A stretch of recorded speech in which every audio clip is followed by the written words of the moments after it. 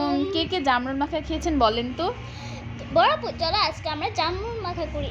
হ্যাঁ, আমাদের বাগানে প্রচুর জামরুল হয়েছে। এই দেখেন কতগুলো পেড়ে নিলাম। আম্মু আবার পাড়তে গিয়ে ছোট ছোট পেড়ে ফেলেছে। একটা কাঁচা আম নিয়েছি বাগান থেকে, তারপরে একটু ধুয়ে নিলাম, কেটে নিচ্ছি। প্রথমে মানে ভিতরে পিঁপড়া থাকে তো প্রথমে ওইগুলা কেটে তারপর আমটা ছুলে কেটে নিলাম। আবার তোয়া কিছু চাচ্ছিল তাই দিলাম, ও তো খাইতেই পারে নাই টকের কারণে। তারপর হচ্ছে জামরুলগুলো কেটে নিচ্ছি এভাবে আমি গোল গোল করে, এভাবে স্কোয়ার। তো এই তো আমি এভাবে কেটে নিলাম সবগুলো। তো বড় আপু, চলো একটু ধনিয়া পাতা দেই।